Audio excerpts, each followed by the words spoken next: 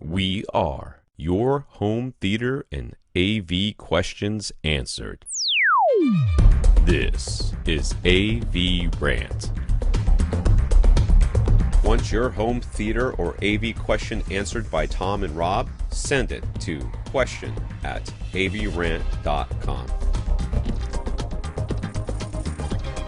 Welcome to another edition of AVRant. I'm Tom Andrew, and I'm here with Rob H. This is AVRant. It's your home theater and AV questions answered. And if last week was new remote control week, this week is new projector week. Once again, there'll be news and then a question that is related to that news, all coming up. So you gotta stick around till at least most of the way through. I'm guessing. I don't know how I feel about this news. We'll talk about it when we get there. That's just it. I'm not. I can't say that I was. I feel a lot about it the same way I felt about Atmos when Atmos hit, and it was like, oh, it's a new thing. It's new and it does things, but it's not exactly the way I hoped it would be. That's the way I feel about this news. But fair enough. All right. Anything exciting going on with you? We had Labor Day this weekend. We did have Labor Day. Normal work day for me. Nothing else special there. Yeah, no, I think it's been pretty steady. Weather's been completely tolerable, so I'm perfectly happy to just keep things the way they are for the moment here where I am. I know it has not been smooth sailing for many, many people in many other areas. In fact, we have a listener who has detailed some of that coming up later if we get to that question. So yeah, it's I feel for everybody out there, and but I'm gonna take what I can get where I am because it won't last. Gotta enjoy what do you guys have? Like, everybody's got their natural disaster. What do you guys have? What do you do for natural disasters? Is it? We don't. Vancouver really doesn't have normal, like, on the regular disasters, really of any kind. But we're like due for that insane earthquake at some point. Right. So you guys are like. That's what I feel about the whole West Coast. Is always like, well, we get earthquakes, which stress a lot of people out. And I grew up with earthquakes, and for a lot of reasons that are all about us being one of the richest countries in the world, never really bothered me. But that's neither here nor there. But everybody's got their own. You guys don't do like blizzards or anything like that? You guys don't get that much snow? Really, not typically. No, we're very temperate here. We're technically a rainforest, but British Columbia does get wildfires. We don't get it in the lower mainland, but we get all the smoke that wafts down from the wildfires. It's further north into the interior of BC. So that's our most regular seasonal natural disaster is certainly the wildfires here. Yeah. All right. Which has been terrible this year. Everybody's been suffering through a lot of stuff. 2020 just like kicked it up. 2019 was like, you guys didn't know it, but this was as good as it was going to get for a couple of years.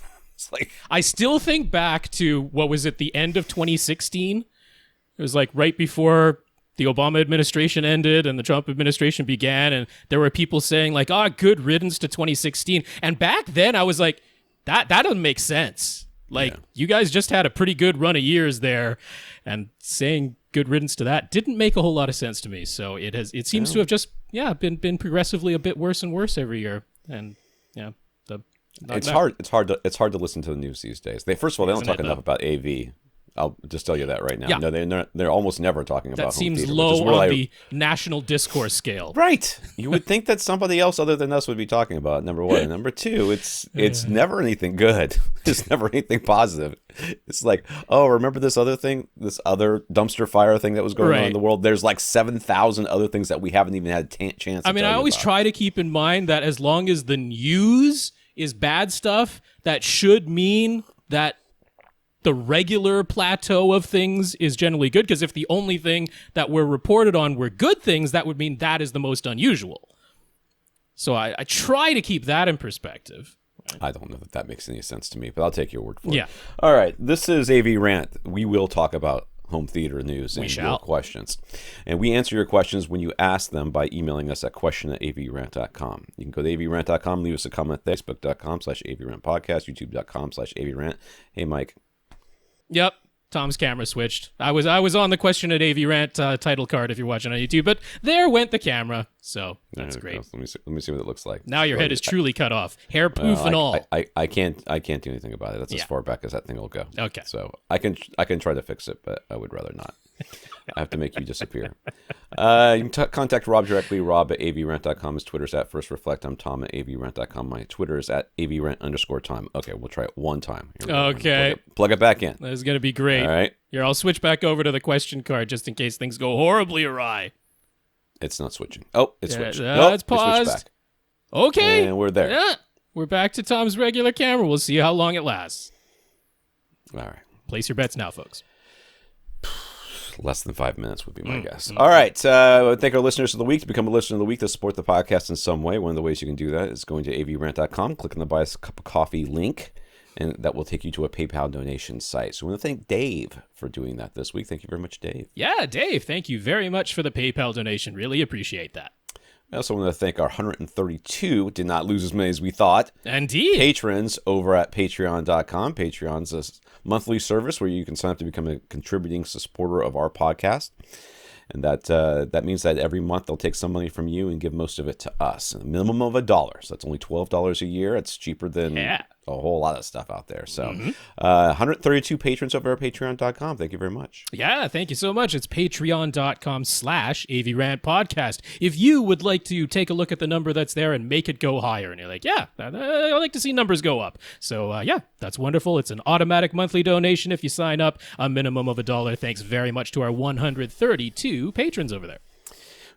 And if you can't support us financially, we understand. Just support us in some way and tell us what you did, and we will mention you. So David sent a Movies Anywhere code for the film 1917 as a thank you for our on-wall speaker suggestions. He says he might save up for the Ascend Sierra Lunas, but he's leaning towards getting the Clips reference premieres on walls right away. So I don't remember that question, but I'm sure it was very important. That was the one with the photographs that you liked with the colorful rug on the floor and the very modern-looking design. So, David, thank you so much. That's very kind of you to send in that code for, I will say, Tom to use because Movies Anywhere doesn't exist in Canada. So that's something Tom can redeem, and that is very much appreciated. And I think whichever way you go on your speaker choice there, you will be happy. I'm a fan of both of those on-wall speaker choices. Tom's camera is wigging out if you're listening to audio only and wondering why we're distracted, but we'll see how that goes. Yeah, we'll see. Thanks, Dave. Neil sent photos to me with permission to use them on AV Gadgets, so thank you very much, Neil. Also colorful and clean looking, so I think you might like those. I have not looked at them yet. I saw that they came through, but since yesterday was Labor Day, I didn't work yesterday. Yeah. So we also got some notes of gratitude for keeping the podcast going through the ongoing, ever-worsening pandemic. We have Stephen, James, Shannon, Gurinder, who says he noticed Audioholics and Spare Change have started advocating for adding front wide speakers after being able to see via the Trinov Object Analyzer that some Atmos soundtracks are generally making quite a bit of use of front wide positions. So Rob's been right all along. I disagree. Rob continues to be wrong about that, but let's just continue. The least practical speakers in the world are front wides. They're just so impractical that I can't. But some Atmos soundtracks, there's sounds over there now, you know? I don't care. I don't care about that. How are you going to survive if you don't hear them from where the objects are placed? Be shocked how easily space? I will go through my life without hearing this front wides. I will absolutely just, skip to my grave when you put without the a care wide, in the world. When you put the front wide speakers there and listen, you're like, maybe there's a difference. But then when you see that they're active on the Trinov Analyzer, you're like, they make such a difference. Listen to that difference now. Now that I've seen the little dots moving around. Ooh, the Trinov. Expectancy bias. It's what made it so convincing. I like that. It's just, who would have guessed having some little light on the front of a device tell me that something's working would somehow encourage me to think that I can actually hear the thing that I can't actually hear. So Mark and Neil as well. So two different people, Mark and Neil. Neil says we've saved him money, especially on things like unnecessarily expensive cables and accessories. Helped him learn what truly makes the most important difference, and always answered his questions when he's asked. So he really appreciates the podcast. So let's go back through. We got Stephen, James, Shannon, Gurinder, Mark, and Neil. Yep, I'll repeat the names one more time. Stephen, James, Shannon, Gurinder, Mark, and Neil. Thank you all very much for those notes of gratitude that you sent along to us. Really do appreciate the notes of encouragement. And a big thank you to everybody who continues to listen and send in your questions. It is wonderful that we've been able to keep this going on a regular basis. So yes, we're enjoying it. Hope you're enjoying it. Hope you're enjoying Tom's camera flipping back and forth. It's going to screw up the audio, and that's what's really going to bother me. It's going to mess up the audio, and that's going to take me like hours to edit the podcast as I try to find the little places where the camera flipped, and it put it in a half-second delay, and I got to go find each one of them. It's so irritating. Yep. I don't want to talk about it. Okay. I don't want to talk about it. I'm just mad now. In the news, JVC announced their new NZ series of laser-driven projectors. Also, their RS series, which is the same thing. But the laser-driven projectors, and there's an article over on AV Gadgets, of course, because I wrote it up immediately. Rob attended the online webinar hosted by the Screening Room with JVC rep Chris Deutsch. Yeah. Who's clearly from South America, who fielded questions and gave some surprisingly candid answers. They all use the third generation of JVC's BLU-Escent. I hate that name. Yeah, so it's laser blue and phosphorescent. So it's BLU-Escent. You see? That's the portmanteau. It can portman my toe. JVC's BLU-Escent laser light engine, which uses multiple blue lasers, some of which power a yellow phosphor that gets split into red and green. They all use 3D D-ILA direct image light amplifier panels, with each panel having basically 4K, right? Yes. Is that right? Yeah, genuine 4K. Yeah, 4096, not 3840 going across. So it is the slightly wider than 16:9. And they all get the two HDMI 2.1 inputs with 48 gigabits per second bandwidth and support 4K 120 and 8K 60 signals. All the new models. These are the first consumer projectors to do that. So that is of note. These are the first ones with full bandwidth HDMI 2.1 ports on the back and support for 4K 120 as an input signal type. So that is news there. That's new. Hi, Mike. All the new models get the latest version of JVC's frame-by-frame dynamic tone mapping, which is good, and their theater optimizer will let you input the specifications of your screen so the projector can do an even better job of tone mapping. And in a first for projectors, they also support HDR 10 plus with dynamic metadata. No Dolby Vision, of course, and I don't honestly think that's ever going to happen, but let's continue. In addition to 4K 120 support, they also have a low latency mode for gaming. The exact number of milliseconds of lag was not revealed, but Chris said he's seen the figures and they are the best of any premium projectors, end quote. So given that some of the lower cost projectors out there are marketed at gamers, have lag of just under 20 milliseconds, and the current best lag times of premium price projectors is just over 50 milliseconds, it seems a safe bet that these new JVC models will fall within that range. There's, of course, no VRR or ALLM support. So VRR variable refresh rate. Yep. And I don't know what ALL. Auto low latency mode. So it will not automatically go into game mode. You have to manually toggle it in there. I'm never going to remember that. Yeah. And it will not. Those modes will not be added later. So there's Emotiva won't be pushing any firmware. Don't hold your breath. There's no Yamaha firmware update coming to the JVCs. No. So they are different. Each one of these projectors is slightly different in their abilities and what they can do. So when you go up in price, is exactly the direction these things go, you do get more for your money, or you get different for your money depending on what you actually need.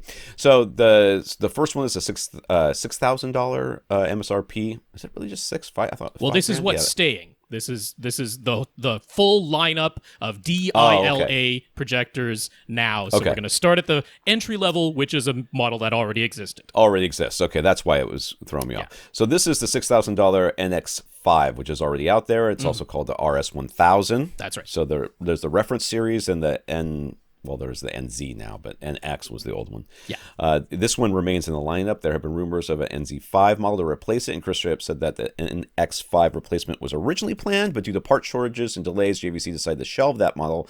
So look for it in a couple of years, or maybe end of next year is kind of they're maybe hoping on it. Yeah. So for now, the NX5 is sticking around. So everything you know about that is still true. Nothing has changed. They're not going to firmware update anything. It's just the same. So the new NZ series officially begins with the $10,000 NZ7, which is also the RS2100. It uses the same chassis and 65mm lens as the NX5. Okay, so it keeps the same 40,000 to 1 native contrast spec, but it's brighter. It's 2200 lumens versus 1800. It gets 8K e-shift Okay, so there's 2 different E-shifts out there. This is the first one. This is the 8K E-shift, which is previously only available on the flagship NX9. The 4K panels and the of the NZ7 get wobbled twice per frame to deliver twice as many pixels to your eyes. That's slightly wrong. The panels don't actually get wobbled. There's like a filter in front of it that does the light shifting, but the panels themselves stay the same. They say that, but the panels get used twice per frame. Twice. That we could say it that twice way. per frame. Yeah. So it's not. It's slightly inaccurate, but it's essentially. It just means the same thing. So it gets wobbled twice. So are you getting full 8K? No, you are not. No, you're not. You're getting twice 4K. Right, 2 times 4K. You need 4 times 4K to get 8K. Yeah. All right, so you get better than whatever.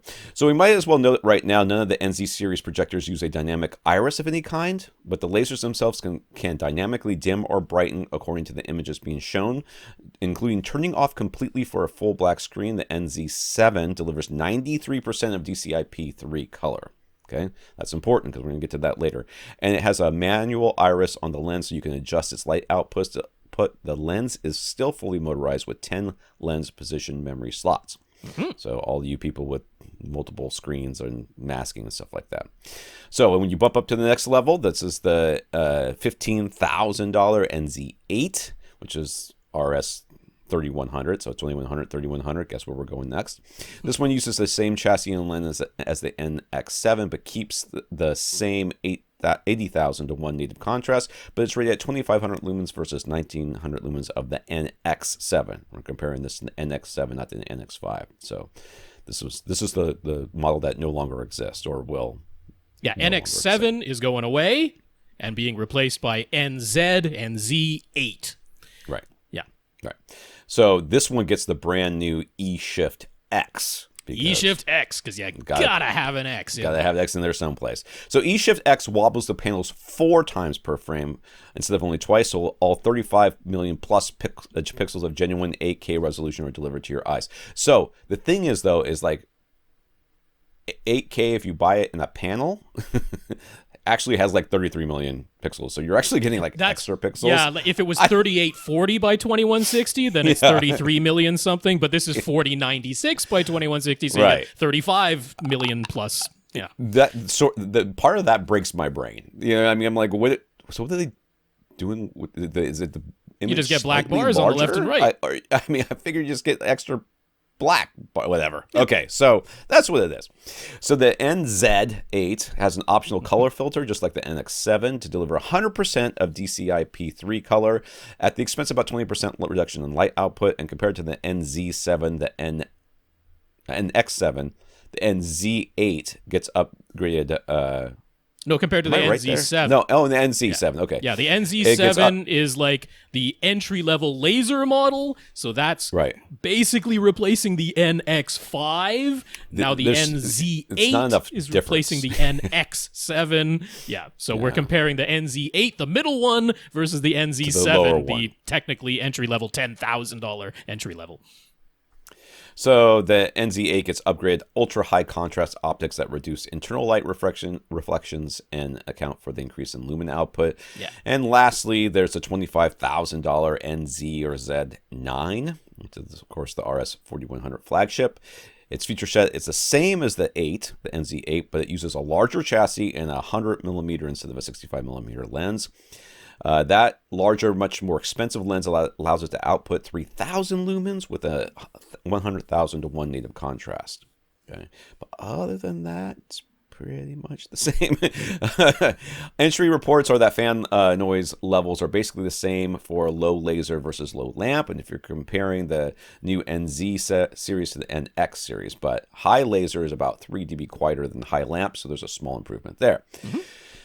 Turn-on time is a bit shorter at 40 seconds versus 50, but cool-down time is substantially shorter at only 10 seconds or so for the NZ series, as well as over a minute versus well over a minute for the NX. So you don't need battery backup for nearly as long anymore. It's already cooled down and fully shut off in only about 10 seconds when you hit off. And I think most importantly for people who've complained about this in the past, that HDMI handshake times have basically been cut in half. They're still longer than most flat panels at about 5 to 7 seconds, but that's far more tolerable than the 15 seconds or so of the NX series. And lastly, Chris said outright that JVC wants to offer high-hour users a way to replace the lasers without replacing the entire projector. Literally my first question to Rob when he said he went this. You can be sure this is as simple as opening a panel and swapping out a lamp. There are no user access panels. There is no user access panel for the laser light engine, but Chris said JVC is well aware of this concern, and they intend to offer a laser replacement solution that will be a legitimate option for people who want to keep the projector and just renew the light source. The lasers are spec'd to have a half-life of 20,000 hours when used in the high laser mode. So if you watched one movie every day, it would take about 20 years for the lasers to be half as bright as when they were brand new. Yeah, so that's what, I mean, the prices also, I mean, honestly, the pricing for these, based on the fact that they are the first laser light engines, the first HDMI 2.1s, the first projectors that are doing HDR10, I think the prices are fairly competitive. I feel like this pricing is good for users. I mean, I'm not spending $25,000 on a projector, right? But I might look at that middle one, which is what, 15 grand? 15 grand. That's still, still up there, you know, but that, you know, I mean, you're looking at a car basically, but if you, and it's very hard sometimes for people to wrap their brain around how much things actually cost and how much they actually use them, you know, so, you know, you're like $15,000, $25,000. Am I really going to spend that on a projector? I'm like, well, how much do you use your projector? You know, and how much joy or, you know, pleasure does it give you? And then how much do you use other things that cost that much money? And, you know, how useful are they to you? If you're, you know, sitting at home most of the time, you're retired, you've got money to burn, and, you know, you watch a lot of movies or play a bunch of games, I would be looking at this and going, yeah, I'm going to buy one of these. I don't know which one you're going to buy, but I would buy one of these. The laser light replacement thing is, for me, the biggest question mark. Okay. Like, I feel like they could easily come back with, it's going to cost about half of what the projector costs just to replace this thing. I really don't know. I mean, he absolutely could not say what the price was going to be. I'm fairly certain the process is going to involve you taking it or shipping it somewhere. It really doesn't sound like this is a user replaceable type thing. So I mean, it is not going to be as inexpensive as purchasing a lamp and replacing a lamp. It is going to be more expensive than that. I feel quite confident in saying that. Even some lamps are not exactly cheap. I mean, not exactly cheap, but I'm pretty confident this is going to cost more than that. But the idea is, this will definitely last longer than a lamp. It's going to last longer than 2,000 hours. There's no, you know, it's going to gradually dim a little over time, but it's definitely going to last longer than 2,000 or 3,000 hours like a lamp would. Yeah. Right. But if you're not putting this thing on a battery backup, what are you even doing with your life? I'm looking at the wrong camera the whole time now because I can't figure out which camera is on. But I mean, what 20,000 hours might seem like a lot, but cut that in half and then cut in half again because you get a bunch of power outages or something like that. You know, I don't know. I wouldn't chance it. If you're going to spend this kind of money on the projector, get a battery backup. Make sure it's appropriate for it. I need a new battery backup. My battery backup is failing every time the power flicks. It just says it whatever. So I keep waiting for APC to come out with new battery backup so I can buy one. But, still going with those gaming performance lineup. Yeah, I'm not down with that. All right, Karl. Karl says Locast has shut down operations after the district court in the Southern District of New York ruled against our copyright exemption defense, effectively declaring they were retransmitting television broadcasts without a license. Locast ran as a not-for-profit service that streamed live broadcast television over the internet to select cities in the U.S., but they inserted messages asking users to donate.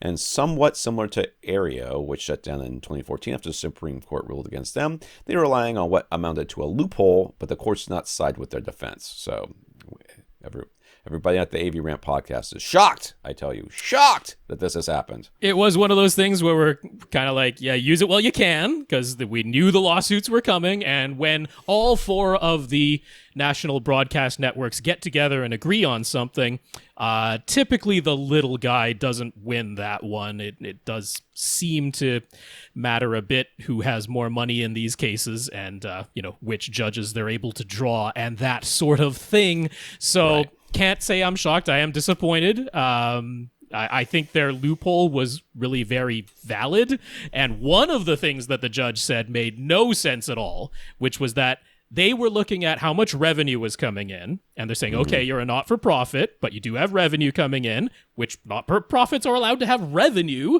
just not profit. And then when they had excess revenue, like revenue that exceeded their cost of operation, they used it to expand to new markets, which is what nonprofits do. Right? Like if you're a charity, say, and you have more money coming in than your cost of operation and exceeding what you're currently doling out, then you start doling out more to more people, right? That's how it works. And the judge was like, no, since you're expanding, that basically makes you a business.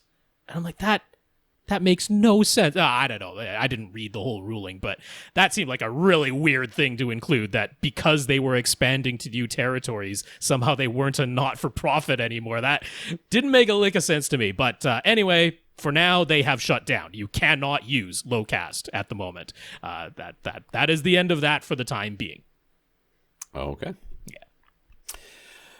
Got a comment from one of our listeners, Jason, wanted to let us know that an extended family member of his actually owns a pawn shop and was able to get an old Tascam dual tape deck for Jason's son. It was delivered last week and it's functional, sounds decent, has all the Dolby noise reduction options that we said were missing from the $160 Marantz. So we were right. A pawn shop was the solution. Okay. Congrats. I hope your son enjoys that and has fun making some mixtapes. Problem with making mixtapes is you have to have things on cassette before you make the mixtape. That's how you have to get it on there. If they have a line in, you can bring it in from other sources. I suppose you could. You can. My birthday, Christmas present one year. It was one of my last big Christmas presents before I got too old for that nonsense. Mm-hmm. When I was in high school, was a Sony. It was kind of marketed as you could take it places, but it was really hard to do so. It had detachable speakers, transportable, not portable. Yeah, CD player and a dual cassette tape. Yeah, dual cassette, and I used to burn stuff off of everything that way quite a bit back in the day. All right, let's get to our questions here. Mark, as we know, there was a major fire at the AKM chip factory last year, and that has impacted AV receiver manufacturers and car manufacturers and everybody else manufacturers. Indeed. Because apparently AKM was the only person that made chips? I don't know. Since AKM DACs won't be readily available for a while yet, the sleuths over Audio Science Review have found that Denon replaced the DACs in their 4700H and 6700H models, apparently with the ESS DACs. But Denon isn't saying specifically which chips, and Audio Science Review hasn't had a chance to do a teardown and test them yet. Those models garnered favorable reviews when they used the AKM chips, but Mark isn't sure if you should trust this running change. Any thoughts? I think that there's zero chance you're going to hear a difference. That's what I think. I could not be worried any less about this particular running change. Yeah. If you said to me, there's one in black and one in silver, which one will sound better? I would be like, have the exact same level of worry about this. Right. No chance. What I would say is we definitely expect that new models are going to be announced in October. That is certainly the rumored scuttlebutt out there. Yeah. That Denon's new lineup for the end of 2021 is going to get announced in October. So if you're looking at a potential receiver purchase right this moment at the beginning part of September, I would certainly consider holding off to at least hear the news in October, because I mean that is the expectation.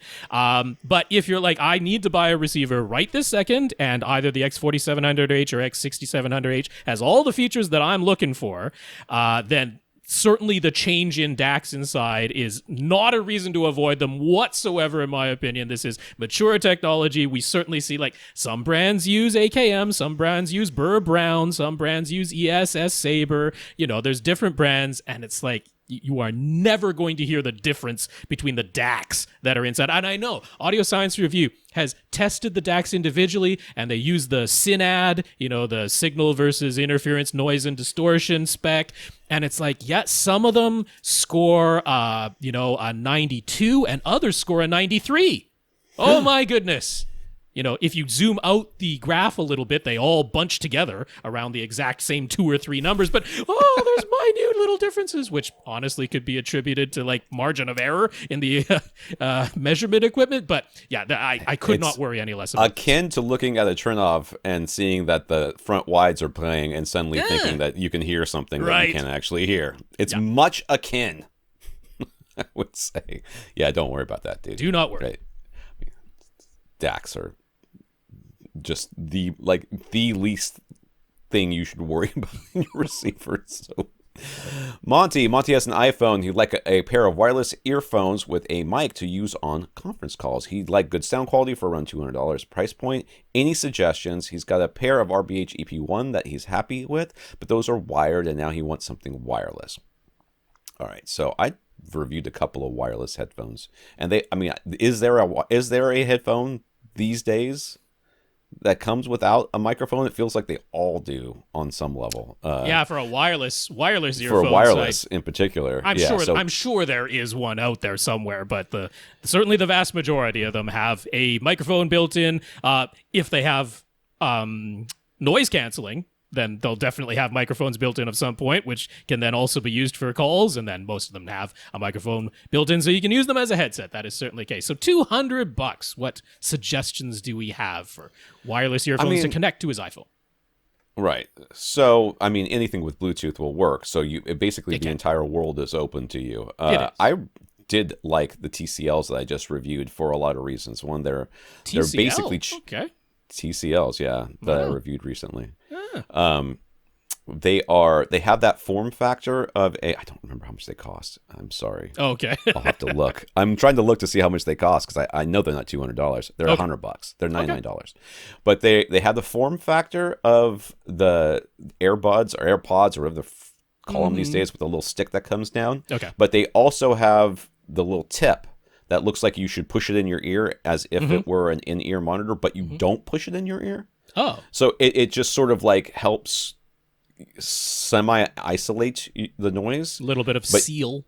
Okay. But you don't have to have that pressure on your ear, so you put them in there and they just stay. Okay. And they have the whole, you tap on them, and they have an app that you can control all sorts of things with it and stuff like that. You can change the control scheme on them. Sound quality-wise, they're fine. Okay. Call quality wise, my wife said they sounded better when I was talking on those than they did when I was using my phone directly next to my mouth. All right. So you can take that for what it's worth. I don't know. I have a Pixel 5, so I don't know if maybe I had stubble that day or something, something going on. But those are $100, and I kind of in love with them. The way that they, they're so easy to take in and out.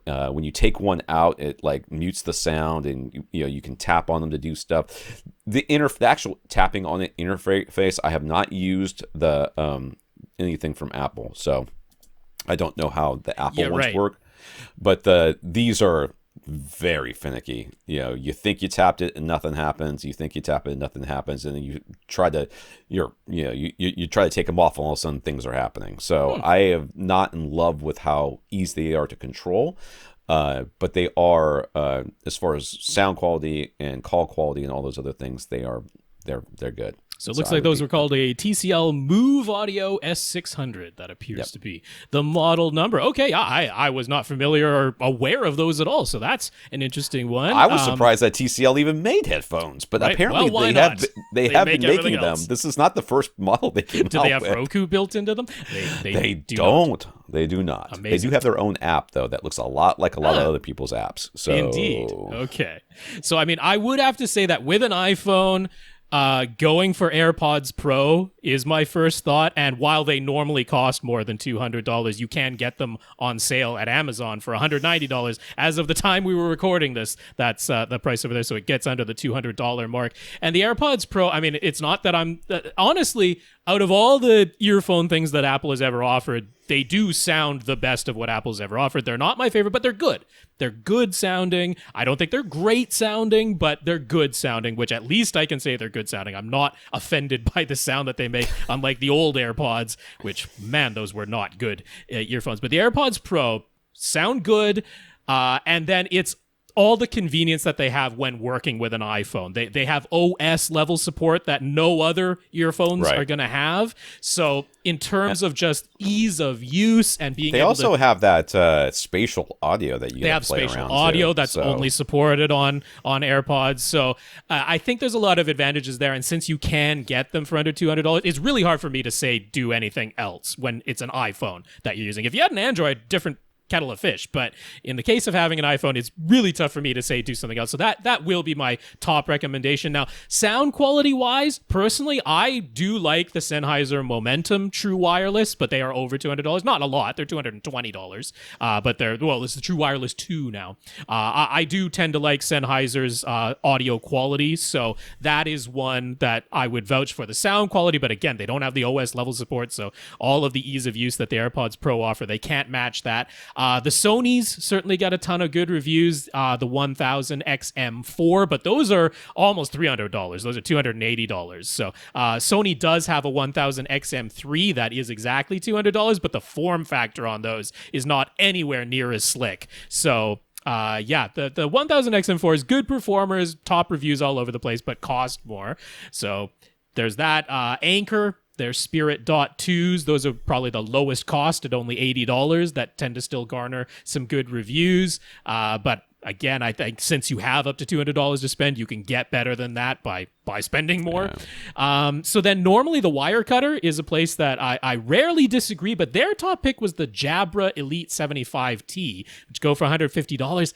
I'm not the biggest fan of those. They have a pretty V-shaped curve to them. I mean, you can tune them, with an app, but naturally they have a pretty V-shaped curve. So I was a little surprised that was the top pick over there. But they also rate, the Sonys and the Sennheiser Momentum True Wireless and the AirPods Pro, or AirPods Pro rather. Those are all rated highly too. So yeah, honestly though, my number one pick for you is going to be the AirPods Pro. I think it just makes the most sense when you use an iPhone. Yeah. So, like I said, mine, I've had Pixels or, Nexus phones since Androids, since Google started making their own phones back in the day, or partnering with Samsung for at least the first one. But my wife's got an iPhone. I just got her like some cheap Bluetooth headphones. And, for me and for her in particular, but for me, there's only so long I can have an in-ear monitor. Most of the things that Rob has suggested are in-ear monitors, which... those are the most popular things that people are buying these days. I have a hard time having those in my ears for longer than 2 hours. Like 2 hours, and I'm either getting headaches or my ears hurt, or it just doesn't doesn't ever work for me. So for her, I just bought her like $20 cheap, like semi in ear with a loop thing that goes over her ear, and she loves them because they don't have that pressure on her ear, right? And she is not worried about them falling out because it's got the ear loop. So that I think was the Jabra was the Jabra. Yeah, that was one of the highlights of the Jabras was that type of more comfortable fits, and that played into the recommendation. So that's part of the consideration there. Yeah, and I also think it looks real weird when you have like just something shoved in your ear and there's like this I don't know, it needs to have more, like having the little stick come down, you're like, okay, well, it's headphones. Everything else just looks like somebody plugged something into your brain, or they're like the little corn fork thingies that you put, or they're like Frankenstein bolts but moved from the neck to the ears. I know, right?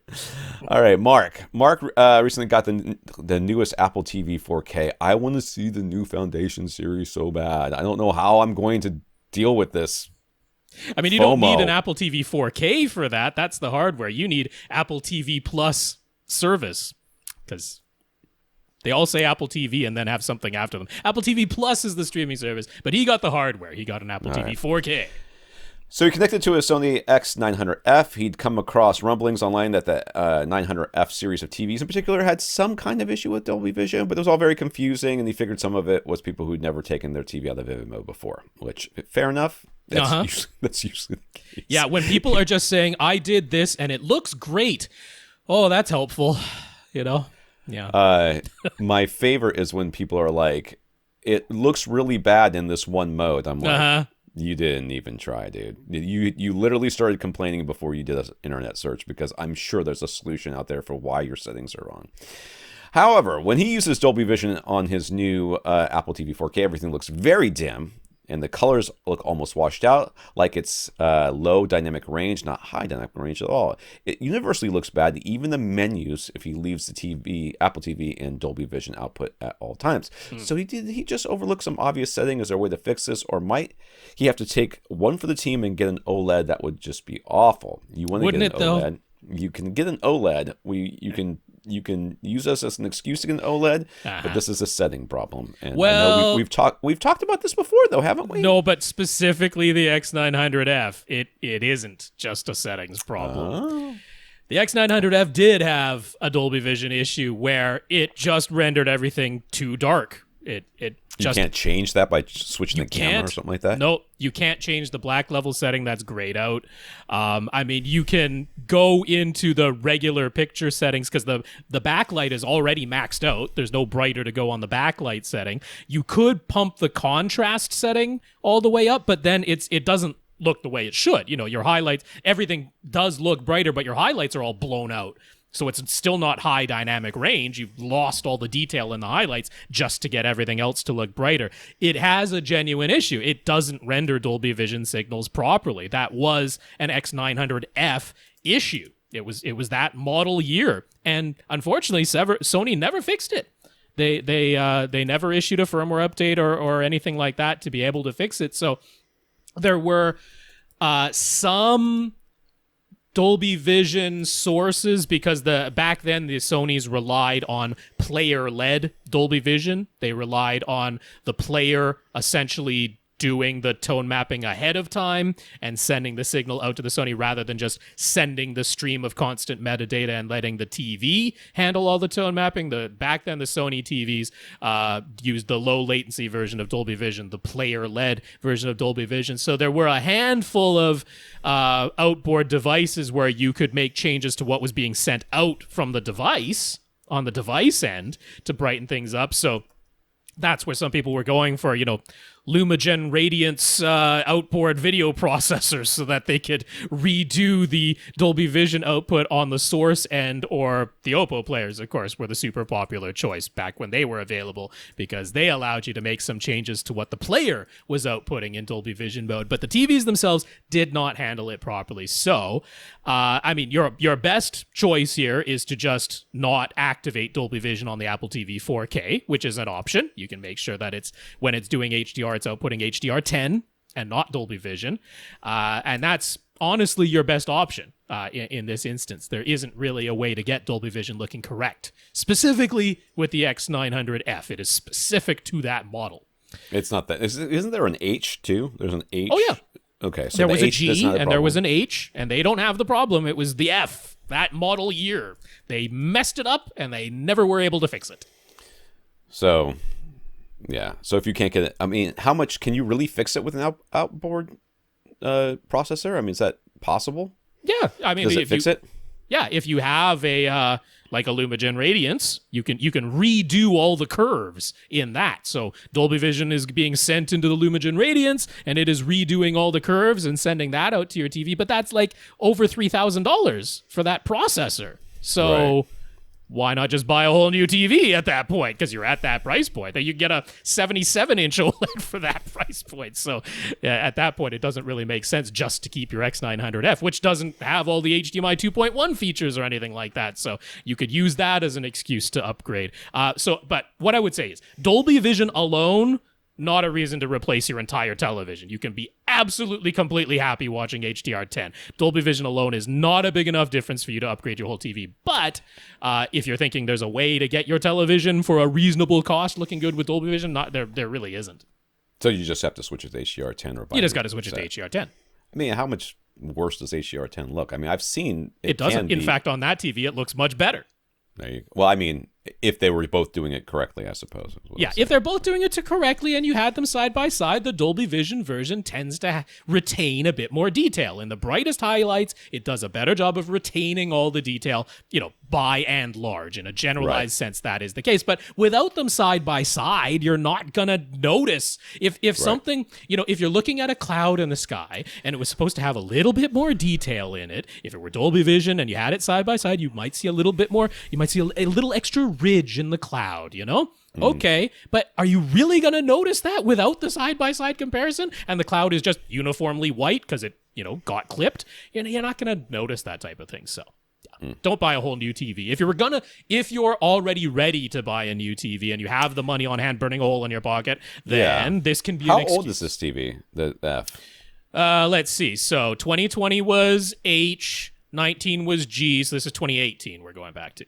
Okay. Steven's constructing a small budget home theater. The room is 17 by 9.5 wide. Very narrow. Yep. It is narrow. And he plans to do a drop ceiling. So it must be at least 8 feet. I don't know. The screen will be right next to where the door opens into the theater, so there's no room for regular speakers or a false wall. For that reason, he's planning to use in walls on the front wall and an acoustically transparent screen. Mm-hmm. Since the room is so narrow, the screen will basically go wall to wall. So to keep the price down, he intends to use a silver ticket woven screen with an Epson 2150 projector that he already owns. He'll be 12 feet away from the viewing, 12 feet away. So viewing distance is 12 feet. Base will be taken care of by a pair of SVS SB1000 Pro subs, one in the front right corner, one in the rear left. He's going to wait on buying a receiver since the Onkios are just around the corner, and Denon will probably announce a new lineup around the same time. Mm-hmm. He already has 2 pairs of cheap in-ceiling speakers for the 4 overhead Atmos position. She just needs 5 speakers to complete his intended 5.2.4 configuration, and he'll pre-wire for surround backs in case he decides later to expand to 7.2.4. The front wall is not load-bearing and is actually down to the studs right now, so he can definitely install in walls without any problem. He just needs to decide which ones. Again, to keep the price down, initially he thought of either Monoprice Alpha or Amber. So the Amber series has the folded ribbon tweeters. Mm-hmm. But then he saw Monoprice's Monolith THX in-wall speakers for $400 each, and he's feeling very tempted. He also came across a deal on some KEF CI 4100 QL speakers, which normally sell for $600, but he found those for $400 each. What do we think he should get? The Monoliths, the KEFs, stick with a lower price Monoprice Alpha or Amber, or something else entirely. Whatever he gets, he'll want something for the surrounds that will also be a nice match. So what to get for those? I don't know these KEFs. I haven't.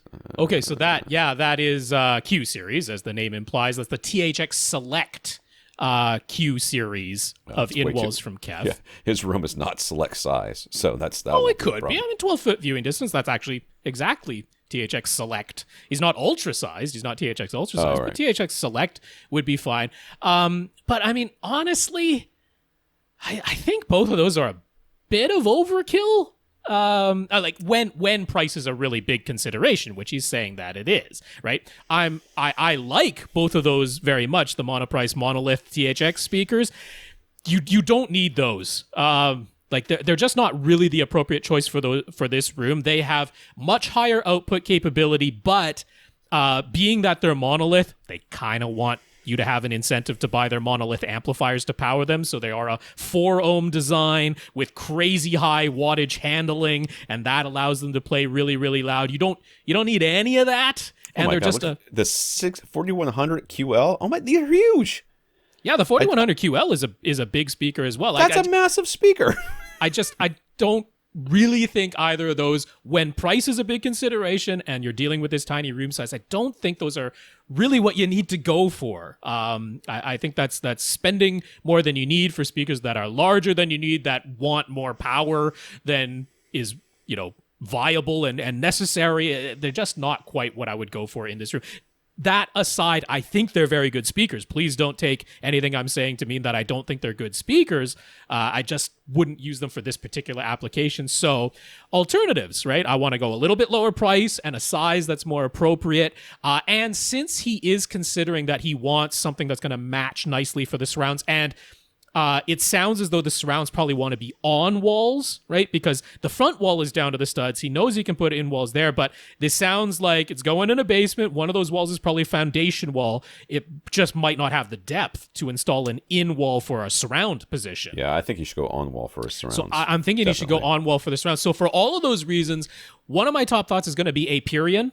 Because AVRant has both their Clearus in-wall speakers and then their Novus on-wall speakers, and all of those are going for around $275 each. If you go for the two-way, the 6.5-inch woofer design, you're looking at about $275 each. So I mean, this is more expensive than the mono price, but you are getting a step up in parts and audio quality versus the mono prices without going all the way to the price and the physical size, unnecessary physical size of the monoliths or the Kefs that you mentioned. So that's probably the first one that came to mind for me. Another one that's actually even less expensive, and I really like these in-walls, is Shu with their HIW1 in-walls. Now, those are horn-loaded. Those are super easy to drive. You can, in your room, you can power them with like 2 watts is the most you're ever going to need. $300 for a pair, but they only sell them in pairs. Although you can contact them, I think they'll be willing to give you a single for the center, but they don't have an on-wall solution. Shu doesn't have an on-wall solution for the surround positions, so there's a little bit of a hesitancy on my part there. The other one, if you just want to go lower price than AVRant, and again, I think is a really appropriate choice here, would be ELAC in their Debut 2.0 series, because they have Debut 2.0 in-walls that go for $230 each, and then they also have the Debut 2.0 on-walls that, those were $260 a pair when we looked them up last week, right? So there you have in-wall and on-wall solutions as well. So I'm thinking the AVRants or the ELACs, with their combination of offering both in-wall and on-wall speakers that match really nicely, come in at a nice appropriate price point. If you were to go for the mono price speakers, I'm not the biggest fan of the Ambers. That's a really cheap folded ribbon tweeter, as you can tell by the price point.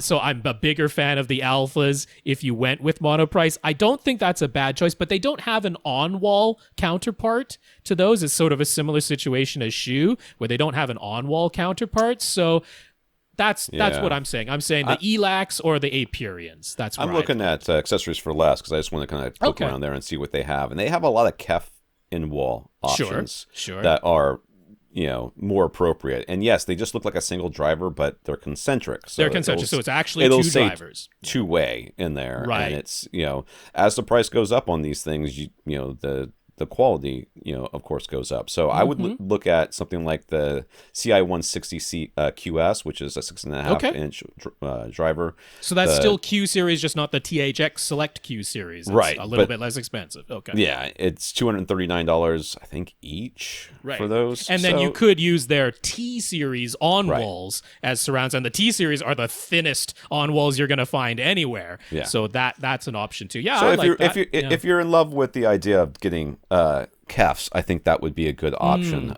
They have more expensive ones and less expensive ones. I would stay away from the 4-inch drivers, and I would stay away from the 8-inch drivers. I would, 6.5-inch driver with, and then what you're going to get as you go up in price is, different woofer material, stronger magnets, more power handling, all that other stuff. Because they have, the CI200 RS, which is, well, that's an 8-inch, but it's $650 a pop. So, they go. You don't need to go that far. You don't need to go that far. So that would be another option that you could possibly use. If he puts insulation above his drop tile ceiling, does that count as absorption panels? How similar is it to a bass trap? If you use acoustic tiles, so that the sound is meant to be absorbed by the tiles, and at least some will pass through, because as that happens, and then you put insulation up there, it does count as it would count for me as a bass trap, and that's exactly what I would do. I would put as much insulation up there as I could fit, reasonably fit, and it is going to absorb a lot of sound. It's going to deaden your room quite a bit. I would still put some panels on the walls, because you still want to catch those first reflection points, but you are now literally only spot treating your walls because you don't That's- have to worry about it nearly as much. That can be the very nice thing with a drop tile ceiling is that, we talk about this getting 20 or 30% of your room's total surface area, about 20% covered in absorption, and that's to get the room's overall decay times, the room's overall reverberation times down to where we want it, around 300 milliseconds and less across the whole frequency range.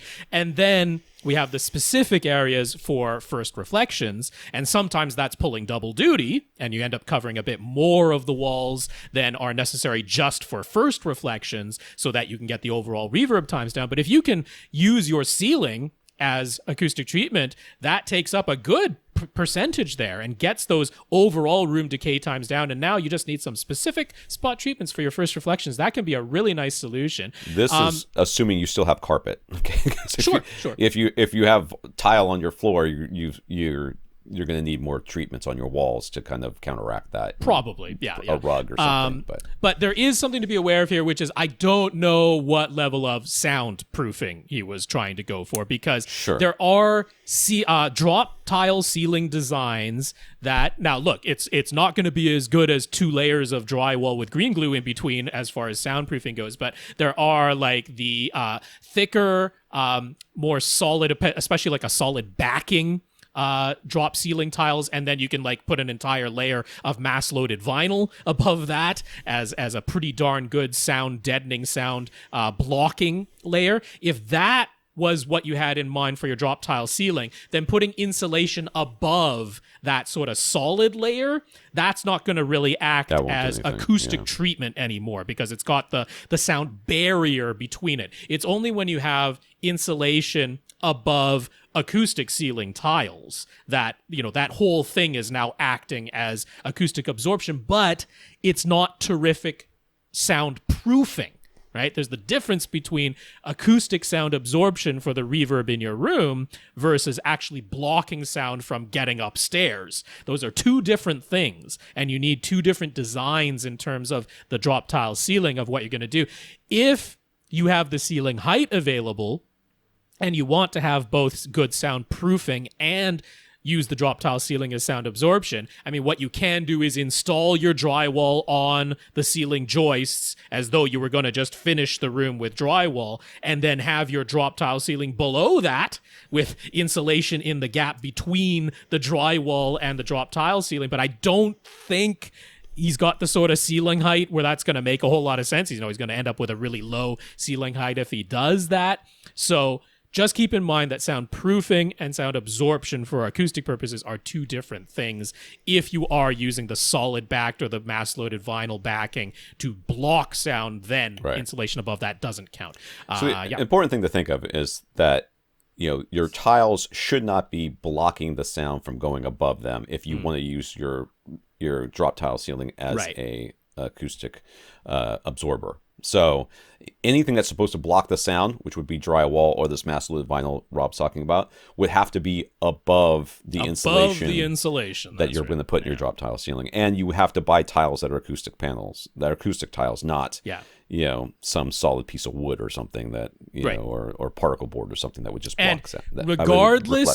Regardless of what you're doing, whether it's soundproofing or just sound absorption, I know you're trying to save money wherever you can, but don't go for the the 1/32 inch or the 1/16 inch thick tiny little ceiling tiles, the ones that you just pick up a huge pack of them for, a few dollars, because those can just rattle. Those are doing nothing for you acoustically. At least spring for regular office ceiling tiles that have a little bit of thickness and are made of fiberglass, because those will actually work as working as a little bit of absorption themselves, and then also allowing the sound to get to the insulation that you would have above them to be an effective bass trap. So, though I think that's covering all the things to consider there with his drop tile ceiling. James. To begin with, James is a nurse who's been working with COVID-19 in the COVID-19 wards since the pandemic began. So, huge thanks to James and every healthcare worker everywhere. It has been beyond a slog. Figured you were going to jump in there. That's why I paused. But yes. Thank you very much, James. James has owned a surround sound setup of Paradigm Persona speakers for just under 2 years. Unfortunately, hold on a second. Tom's got to drink some water. I'll throw a picture of a Persona speaker while it is. Excuse me. There it is on screen on YouTube. I swallowed a bug or something. Ah. For just under 2 years. Unfortunately, it's not been smooth sailing. The center speaker required a repair just 1 year after you bought it. Then in November of last year, one of the woofers and one of the towers separated, so that needed a repair as well. Crazy. Breakups are hard. Paradigm does make their own drivers. They actually manufacture their own drivers. So weird for them to have a manufacturing defect in their flagship model, but he got stung with 2 speakers having defects. Weird. His authorized dealer in Kentucky had it until May of this year when he finally got it back, only to discover the speaker was no longer playing anything below 200 hertz, so back it went. And by the end of August, Paradigm finally said they had mailed out new parts, but James is still waiting. In the meantime, Jails decided to heck with Paradigm, and he upgraded his front 3 speakers to Procision Audio. Audio. THX Dominus towers and center, plus a pair of new monoprice Monolith 13 THX subwoofers. So, he's got a good back, I guess. I don't know how he's moving those things. Right. THX Dominus, that was the new certification above THX Ultra 2 that they brought in for even larger rooms at even greater listening distance. I think that's up to like 20 or 25 feet away from the speakers is what that thing is rated for at full THX reference volume. So these are pretty crazy. These are, beryllium tweeter, beryllium mid-range drivers as well, and then carbon fiber woofers on these things. So yeah, these are heavy duty, expensive speakers, but very, very nice. And then I went with that new monoprice Monolith 13 THX that we talked about, the over 150-pound beast. That's why I said he's got a good back. Not only that, he also replaced his Parasound and Monolith amplifiers with separate benchmark audio amps and an 8-channel Hypex and Encore amp from KJF Audio. All right. But now he has the stack of large, heavy, expensive amplifiers that he isn't using anymore, plus the Paradigm Persona speakers that have left a bad taste in his mouth. He needs to sell all of them once he gets his repaired Paradigm tower back, hopefully soon. But he has no experience selling off used equipment, and he lives kind of in the middle of nowhere, so selling any of it to a local buyer is extremely unlikely. If he sells via a site like Audiogon or US Audio Mart, he'd have to deal with shipping these large heavy items, but he came across the Music Room. They offer a consignment service specialized in high-end audio gear. So what do you think is the best way for him to sell all these items? So selling high-end or even mid-range AV gear can be problematic. And like you said, you live in a smaller area, so when I've done it, I've generally lived in big enough cities where there was going to be a demand someplace. I could have just thrown it up on Craigslist or Gumtree when I was in Australia, and it was fine. But I have also used the consignment services, and they'll take like 30% or something along those lines of whatever they can sell it for, and they'll put it up on eBay or they'll put it up wherever. For me, the lack of hassle was definitely worth them doing it for me rather than me having to do it for myself. I literally brought everything down there, boxes or no boxes, and they took care of everything. They posted it online. They would send me the pictures. They was, I could see the links and the postings. I could track them if I wanted to. I didn't, but I could. So, if it were me, I don't know anything about the Music Room. That's one I don't know about. Yeah, I mean, no personal experience with them. I mean, looking up the actual customer reviews, we've got Google reviews and things like that. And I mean, they are pretty much universally praised. People do seem happy with the service they provide. They seem to be on the up and up. People who are actually knowledgeable and into high-end audio gear, and you definitely fit that bill. Right. You definitely have speakers and amplifiers that they would, in a heartbeat, accept and know what type of sellers to go after. So, I mean, it's just a matter of, if you put the time and effort in and you did use Audiogon, would definitely be a place where you could sell this yourself. But there's certainly time and effort on your part. And yes, dealing with the shipping side of things as well is... Amplifiers are one thing. You can throw those in a box, and that's not so bad. Big old box, but yes. Yeah. But the speakers are a completely different animal. Tower speakers. If you don't have those tower speakers, original boxes and everything else, it suddenly becomes a big hassle. So yeah, I'm with Rob. Looking up the reviews of the Music Room or whoever you decide to go with. I mean, I think my local UPS place, it was like Snap AV or something like that, or UPS something, and they did it. And it was not that big of a deal. Now, they didn't specialize. You might be able to get a much better deal from these music room people, but you know, I mean, like I said, I don't know exactly how that works. So you would have to take a nice close look at them. But you know, I think that's a perfectly valid way to get rid of stuff. And frankly, for the amount of time and effort it takes on your part just to take the pictures and make them look good, because that sells it more than anything. And they're going to have like a light booth that they can do that with. Yeah, it's worth it. Yeah. I mean, I certainly have no reason to steer you away from them. I can't personally vouch for them, never used them. Right. But if nothing else, worth a phone call, worth an email to them. Talk to them a bit. See if you feel comfortable using them as your provider. If you don't, if anything gives you the heebie-jeebies and you feel like these aren't the guys to take care of me, there are other consignment services that you could look into. Your own dealer that you bought these speakers from might be able to help you out. If they don't do it themselves, they might be able to point you to someone who does. So I would spend a little bit of time talking, but in terms of using a service like the music room, no reason to steer you away from it. I think it's a perfectly reasonable approach, especially when you're saying, look, I'm not really comfortable doing it myself. I've never done it myself before. These are big, heavy items where if I had to take care of everything myself, it would be a time and it would be a hassle. So I think you've found a very good starting point. Give them a call, give them an email, talk to them, and I'm betting you'll decide. And it looks like they have two different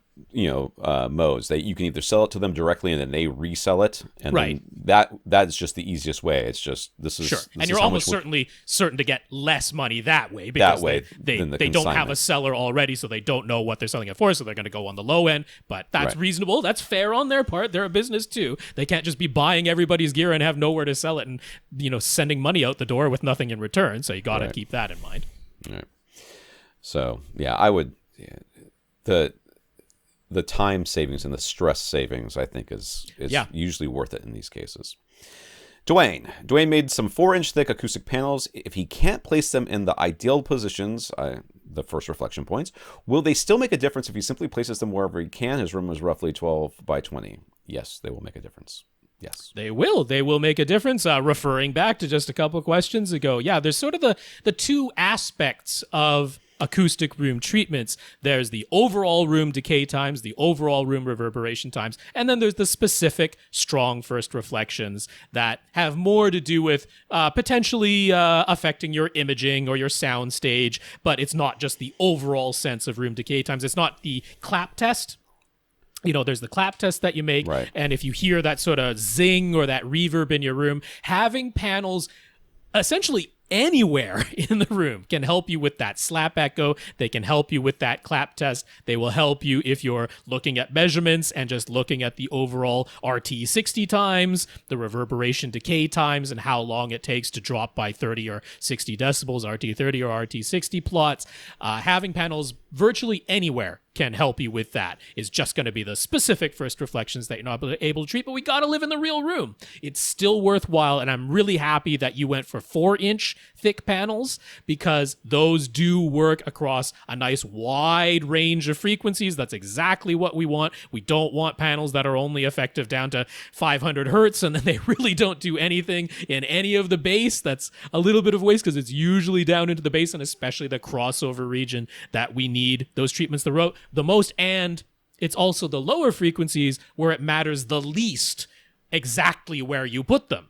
That's why bass traps can go in corners where there aren't any speakers. It's efficient to put them in corners because that covers more surface area and automatically gives an air gap behind them, which is almost as good as just having an even thicker panel that works even lower down into the bass. So you're in good stead. Really happy you went with 4-inch thick DIY panels, and put them where you can. It's still worth it.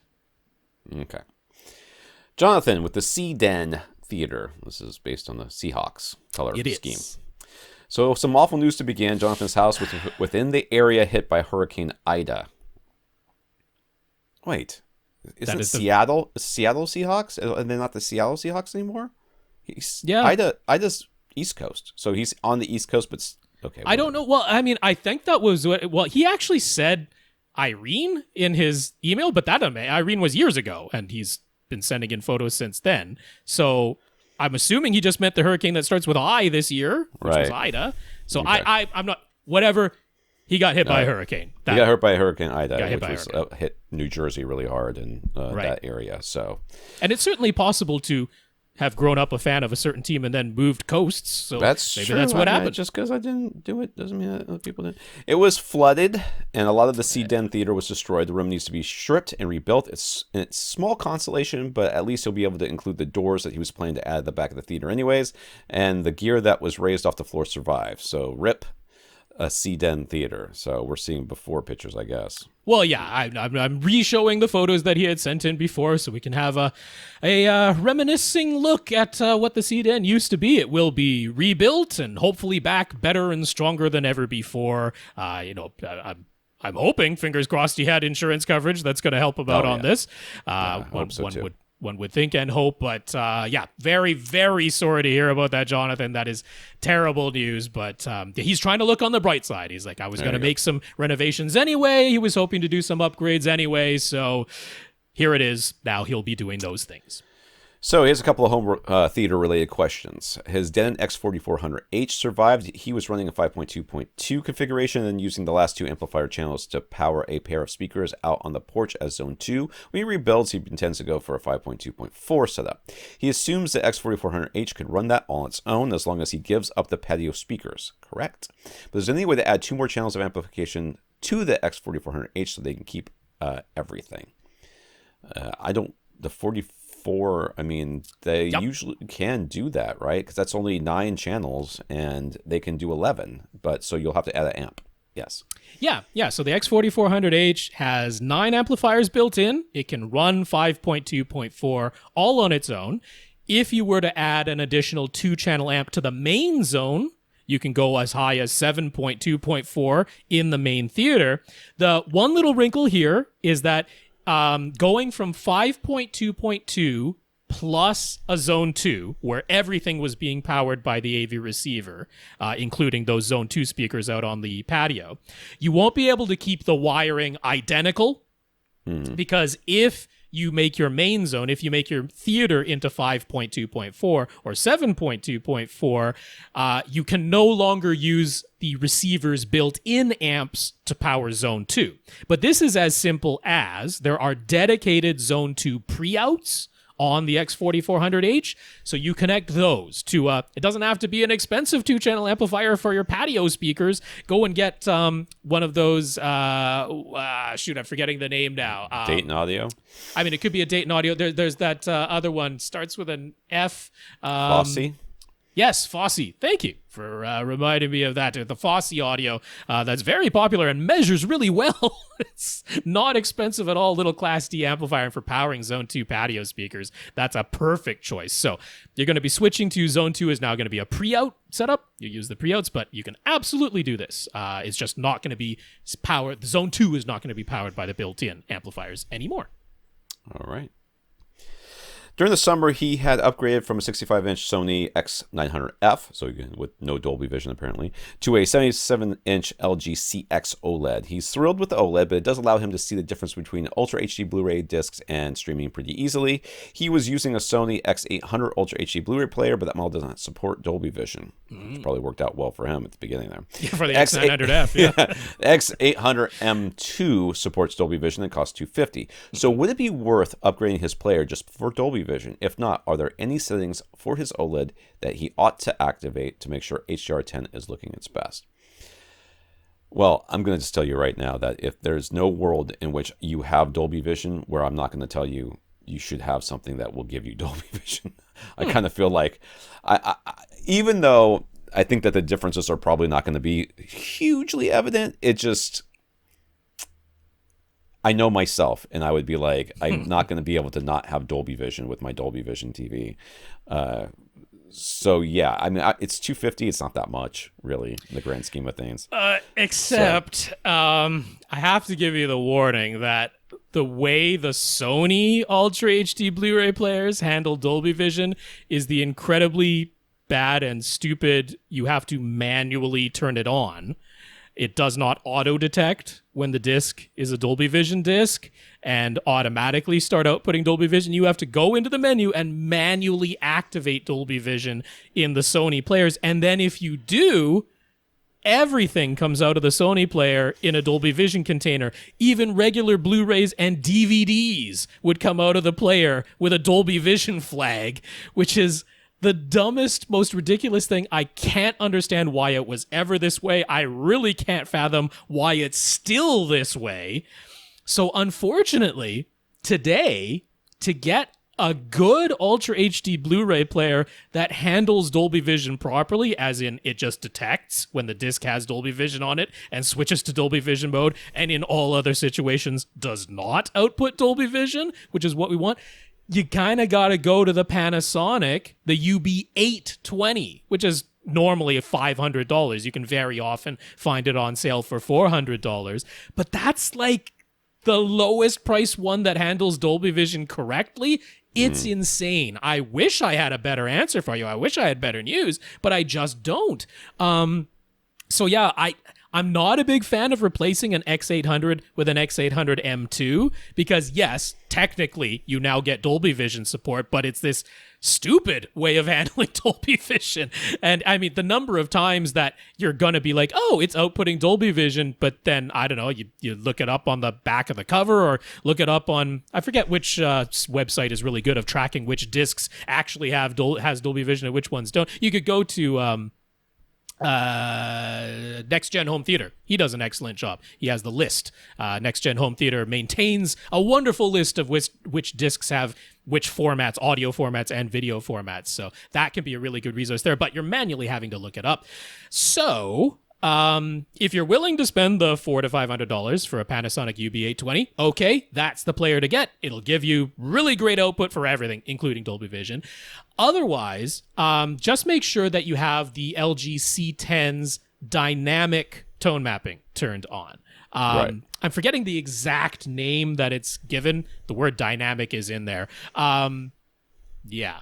They changed names from year to year, but it's the dynamic tone mapping for HDR10. Now, the thing is, purists like Vincent Tio over at HDTV Test, he doesn't necessarily love LG's dynamic tone mapping because it does an excellent job of retaining highlight detail, and that's what I love it for. But it also tends to take scenes that are very dark and it brightens them a bit. It makes them brighter than what is truly accurate to the original HDR signal. Now, personally, I kind of like that.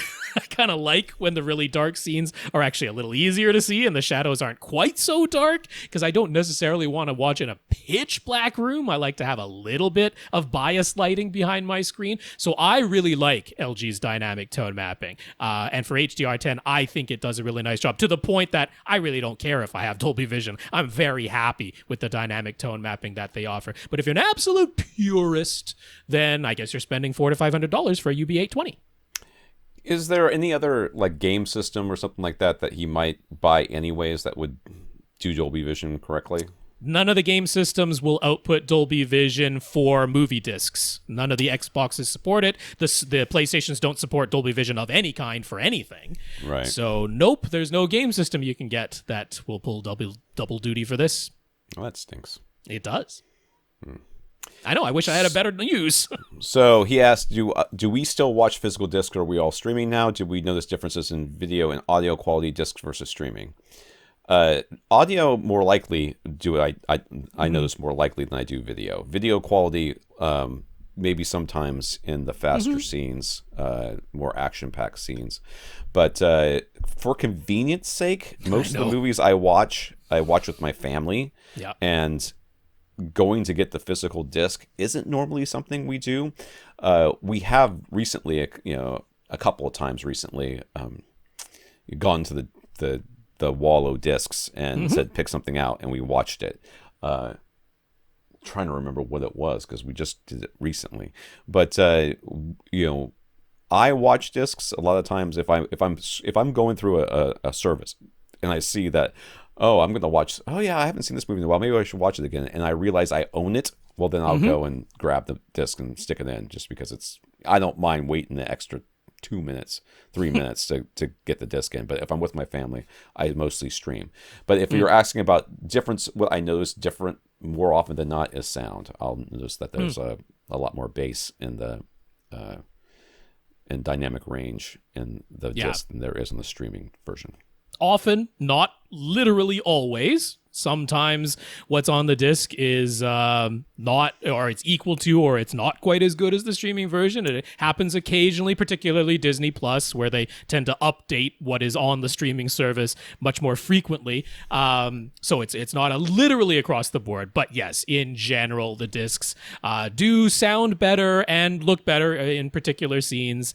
There is definitely still more data compression going on for the video streams, so it's still moderately noticeable. Now, to me, streaming has gotten to the point where I'm really quite happy to watch most movies via the streaming service. If it's not a movie that I want to own, I'm very content using a streaming service as essentially my rental to just watch a movie that I'm interested in watching but not owning, and I'm in no way put off from doing that. To me, the quality is good enough for what is essentially a rental, but I do still watch physical discs. I do still buy physical discs for the movies that I want to own. They are still the best quality, and I do think they're still worth it. So yeah, that's where I'm at this point. I mean, the other thing I do about discs is if there is a movie that I really like, I almost use it as sort of voting with my wallet. Like, I'm buying this movie so that you will make more movies like this movie. I do that with the Guardians of the Galaxy movies, even though, I could stream them on Disney Plus. I will probably also do it. I will not do it with Black Widow because I didn't like it that much. Okay. But it looks like Shang-Chi is something I'm going to like a lot. So it made a lot of money. People seem very happy with it. So. Yeah, it's got good reviews pretty much all the way around. So I'll probably do it with that movie as well. But there are other things too. Like, I've bought more copies of The Crow and Moulin Rouge than I can really shake a stick at. And I think I've owned...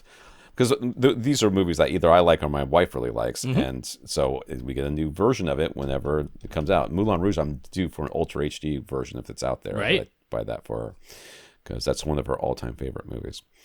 So he asked, lastly, how much longer do we think studios will continue selling physical discs? Do we foresee movie distribution becoming 100% streaming at some point? I mean, I think that's inevitable. I think at this point it's pretty inevitable, but they will...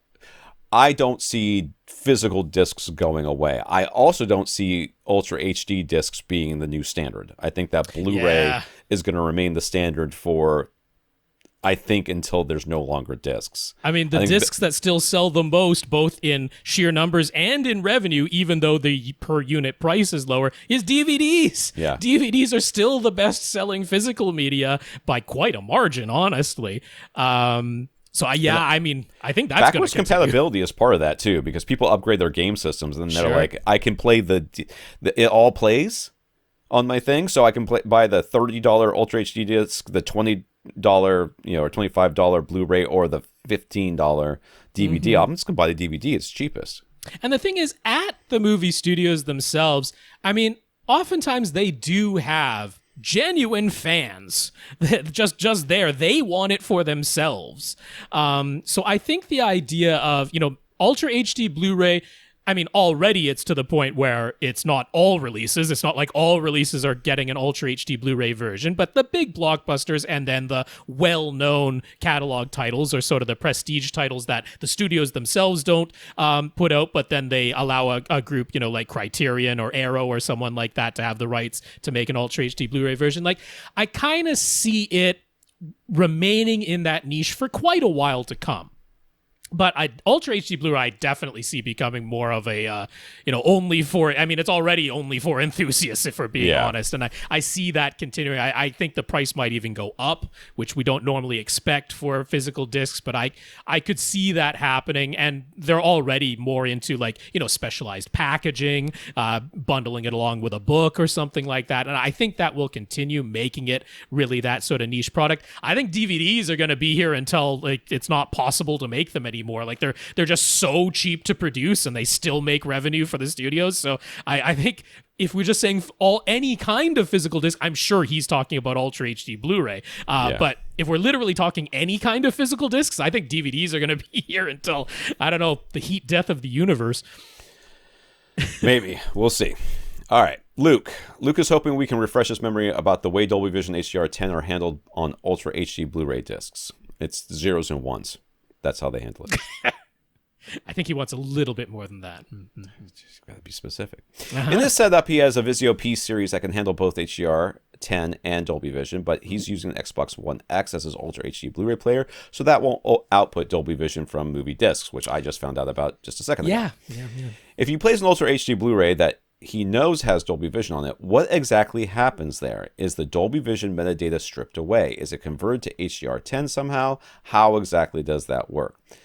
It should say on the disc all the different forms of video it has on there, right? So, I mean, HDR10 is the base layer, and then Dolby Vision is the metadata on top of it, right? So, at the very least, you're getting HDR10. I don't think there's any way to convert Dolby Vision to HDR10 plus.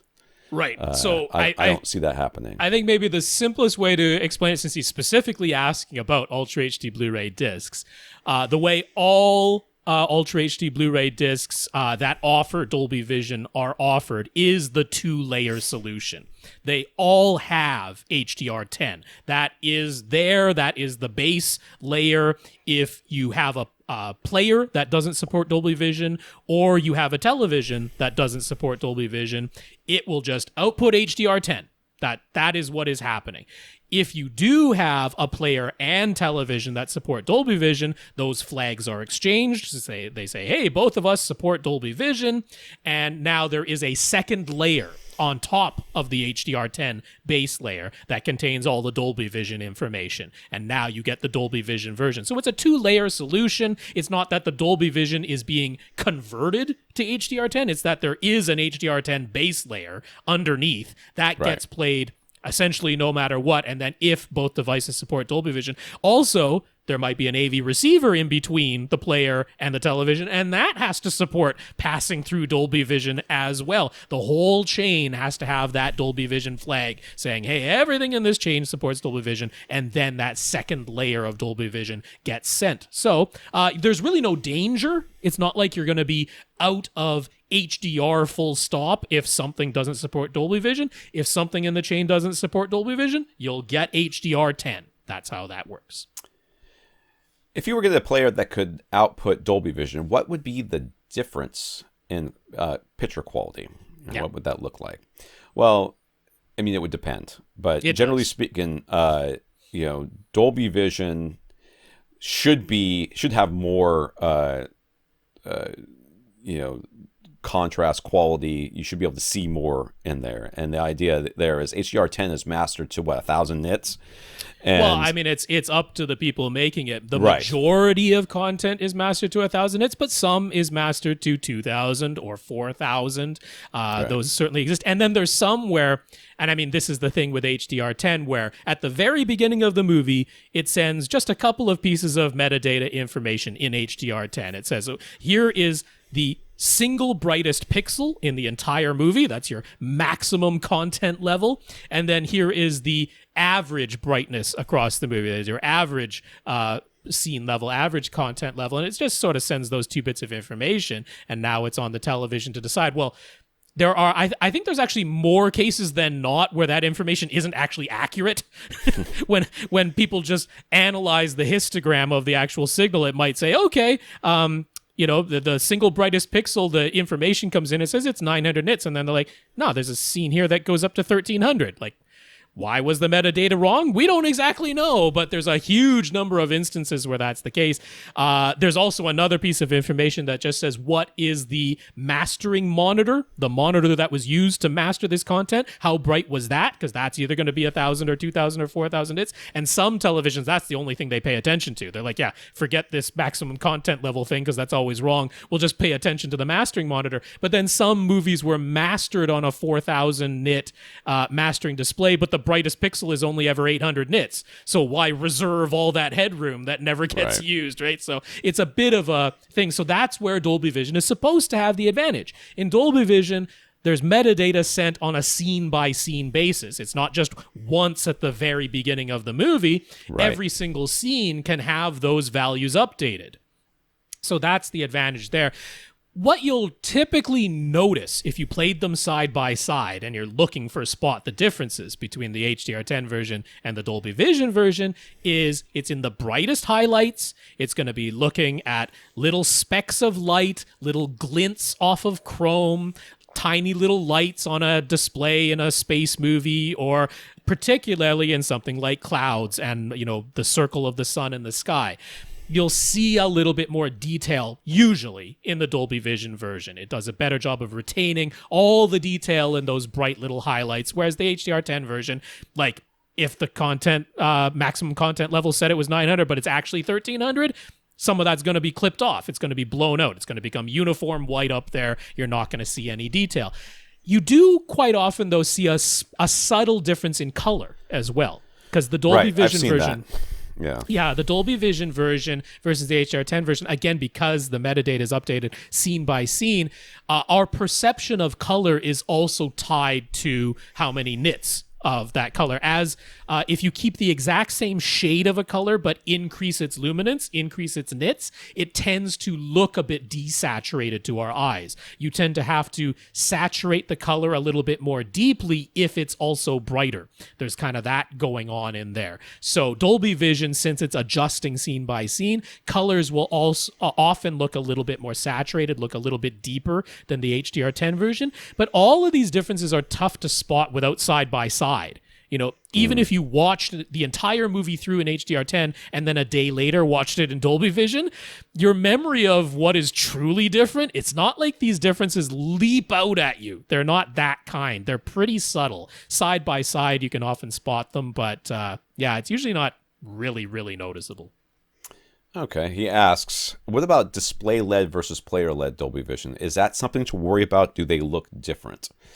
I mean, in most of these cases, it kind of depends on the device that's doing the leading, how good it is at its job. So if the way it's encoded, because it's all about the way it's encoded on the disc, or isn't it? Isn't it about how it is encoded on the disc? Yeah, well, I mean, like if you're going with player-led Dolby Vision, then it's not just a one-time, like it's not like the television sends its capabilities to the player one time. There actually is sort of a little bit of back and forth. But what's happening there is the television is basically informing the player how bright the television can get. And then the player is taking the Dolby Vision metadata off the source, comparing it to what the television said it's capable of doing, and trying to tone map ahead of time. The player is doing that. Whereas if you have display-led or TV-led Dolby Vision, then the original Dolby Vision signal from the source, that just gets sent whole hog to the television, and the television updates itself on a scene-by-scene or even a frame-by-frame basis. And it's comparing the incoming Dolby Vision metadata to what it knows it can do. So theoretically, if all the metadata being sent is correct, there doesn't have to be any visible difference, but in practice, there usually is, again, side-by-side comparison. There usually can be a small difference. Now, it's because most of the player-led Dolby Vision, the players themselves usually just sort of have a selection of like preset modes, basically. Like they'll have less than 1000 nit display mode, a 1000 nit display mode, a 1500, a 2000, and a 4000, or something like that. They'll basically have this like multiple choice. Which one of these is closest to what the TV is telling me it can do? And then it tone maps all of the Dolby Vision content to that. Whereas if all of the metadata gets sent to the television, well, the television might have a more accurate tone map built into itself, right? Maybe it's in between 500 and 1000 nits. Maybe what it can do is 700 or 800 nits. Now, the player is going to say, well, I only have the choice between 500 or 1000, so yeah, I'm going to err on one or the other, right? If it errs on the 1000 nit side, then some of the detail gets clipped off when it's played on a display that can actually only go up to 700. Or if it errs on the 500 nit side, then everything isn't as bright as it could be. It's topping out at 500. The display could have gone up to 700. Whereas if the metadata goes straight to the television and it's TV-led Dolby Vision, it can go all the way up to 700 without going past it to 1,000. So are there players that will take that actual number and then tone map it there? Because it seems like, the projectors, frame by frame stuff that they do, or can be done. We're talking about the JVCs now from the very beginning of this. Right. Are they still mapping it to a general one? That's a framework. That's a different kettle of fish, because if you're talking about the projectors, or if we're talking about like LG's dynamic tone mapping for HDR10, that is ignoring all metadata entirely. If we're talking about the TV doing dynamic tone mapping, it's ignoring all metadata of any kind. It's not paying attention to Dolby Vision metadata. It's not even paying attention to that original one piece of metadata from HDR10. It's just analyzing the signal as it comes in and mapping itself on a frame-by-frame basis to what the TV is programmed that it can do. So dynamic tone mapping is a different kettle of fish entirely. I actually personally believe it's the best way of handling HDR. I don't really think we need metadata. If every display just had frame-by-frame dynamic tone mapping... Well, it would be best if everybody mastered to the same level, and then we wouldn't have to have any of this. And we actually had accurate metadata. That would help. I mean, the reason why I think in practice ignoring metadata entirely and just having display dynamic tone mapping would be the best solution is because the metadata is often not correct. It's a big problem when the metadata is not correct. I would rather at that point it just be ignored. Or on a lot of discs in HDR10, the metadata is all just zeroed out. So what's the point? Right. It's not accurate to the movie. So, okay. Personally, I think best case scenario, your display just dynamically tone maps. It ignores all metadata and it just dynamically tone maps. Now, from manufacturer to manufacturer, they might handle how they dynamically tone map a little differently from one another. LG, like I said, does the thing where it tends to brighten shadows and then retain all highlight detail. And I think that looks good, but it's not strictly accurate. Sony, they have dynamic tone mapping on their current displays. They tend to say, keep the shadows accurate, keep the average picture level accurate, and then if some of the highlight details end up getting lost, end up getting clipped off, all right, we're willing to accept that to keep the average picture level where it should be and the shadows where they should be. That's what they've chosen to do. JVC on their projectors, they're just trying to retain as much detail as they can in the limited light output that a projector has versus a flat panel. So second best, in my opinion, is display-led Dolby Vision, because that's just getting the Dolby Vision metadata straight from the source, and the display is mapping that to what the display knows it can do. The third choice is player-led Dolby Vision, because, like I say, in practice, they tend to just have this multiple choice. Is it 500, 1,000, 1,500? So it's not quite as nuanced as what display-led Dolby Vision could do in practice. In theory, there's not really a reason why it couldn't be, but in practice, that's typically what's going on. All right. Lastly, he asks, what is the most affordable player that can output Dolby Vision? Would be a good match for his Vizio P series. So it's that one we just talked about, the right? Panasonic UB820. Unfortunately, I wish there was something cheaper and better, but there really isn't. That is the best Dolby Vision player at the lowest price, which is $400 to $500. Karl says, so those new JVC Laser projectors, he says, what if you already have an NX7? Will it be worth upgrading? Could you go from a $9,000 NX7 to the $10,000 NZ7? Or do you have to pay $15,000 for the NZ8 for the swap to make sense? Would the NZ7 actually be a downgrade since it has a lower native contrast spec? And why are they all 8K? Seems like a bummer that isn't a laser option that just sticks with 4K and costs less. What to do? Well, the NZ7 isn't really 8K. It's half of 8K. Yeah. It's double not 4K. 4K. It's like half 6K. 8K. Yeah, that's right.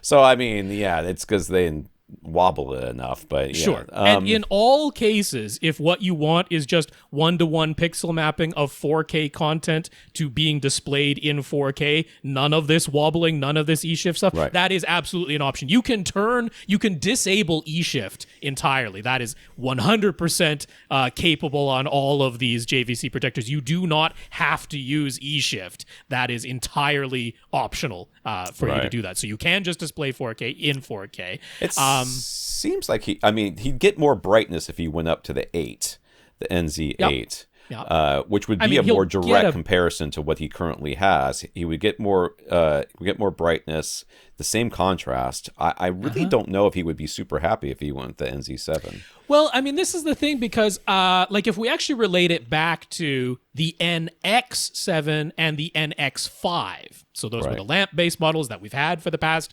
3.5 years, because a lot of people, they looked at the specs of the NX5 and they're like, okay, the NX5 says it has 40,000 to 1 contrast, 1800 lumens, does not have a DCI P3 filter. And they look at those, and then they look at the NX7, and it was, it's 1900 lumens, it's 80,000 to 1 contrast, it's double the contrast, and it does have the DCI P3 filter, and a lot of people are like, well, then you gotta go for the NX7, because it has all these advantages. The filter cuts some of the light, though. Oh, yeah, it cuts like 25% of the light.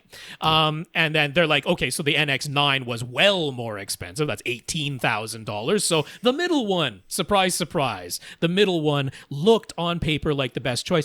I said all along, don't sleep on that NX5 because, one, do you really want the DCI P3 color filter? Because without it, the NX5 was hitting like 90% of DCI P3. And it's like, do you sacrifice 25% of your lumens, and it was only 100 lumens more in the case of the NX7 versus the NX5? Do you sacrifice those lumens to get to 100 or 99% of DCI P3? I'm like, 90% is pretty darn good in my opinion. And then the 40,000 to 1 contrast versus the 80,000 to 1 contrast, well, all you're doing is dividing the maximum lumens by the minimum lumens when they're both on the screen at the same time, right? A white and black checkerboard pattern. Right. They're both on the screen at the same time. You divide the white by the black. You take the nit level of the white and divide it by the nit level of the black, and that gets you your contrast ratio. So if you have one of these projectors, let's just say they both end up putting out 2,000 lumens just to make the numbers really nice and easy. And then you have one of them and the black level is 0.05 nits, and then the other one is 0.025 nits. There's your doubling. Now, do you really see that? Okay, in a absolutely pitch black, and I'm talking pitch black, no reflective surfaces, everything is covered in black velvet, including you.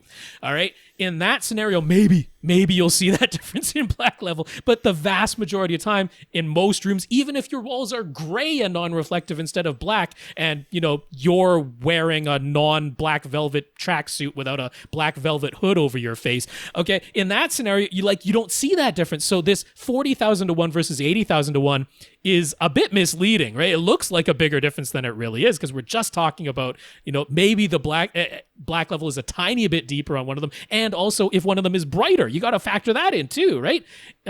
If one of them has more lumens, then maybe the black level is actually the same, but that contrast ratio looks like it's bigger. So all along I said don't sleep on the NX5. I'm going to say again, don't sleep on the NZ7, because you're basically taking very similar specs to the NX5, but you're just changing it to a laser and increasing its light output a little bit from 1800 to 2200 lumens max. That's not calibrated. Once they're calibrated, they're probably going to be pretty similar.